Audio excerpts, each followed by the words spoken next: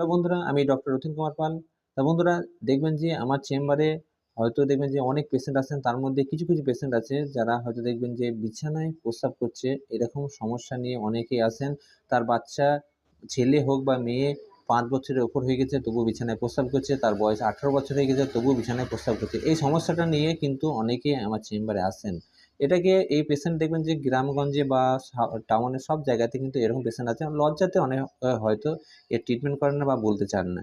তা এই দেখবেন যে বাথরুম করে রাত্রের দিকে শুয়েছে, পেশেন্ট দেখবেন রাত্রের দিকে বাথরুম করে শুয়েছে, শোয়ার পরে ১ম ঘুমে কিন্তু বিছানায় কিন্তু প্রস্রাব করছে। এই লক্ষণ থাকলে আপনারা বেস্ট হোমিওপ্যাথি একটি মেডিসিনের কথা বলব। মেডিসিনটির নাম হচ্ছে সিপিয়া 30 পোটেন্সি এই মেডিসিনটি। ঘুমিয়ে যে বিছানায় প্রস্রাব করে ফেলছে, এই মেডিসিনটি খুব ভালো কাজ করে। সিপিআর 30 এই মেডিসিনটি আপনারা ২ ফোঁটা করে সামান্য একটু জলে মিশিয়ে দিনে ৩ বার সকালে, দুপুরে, রাত্রে খালি পেটে ব্যবহার করে আপনাদের সমস্যা থেকে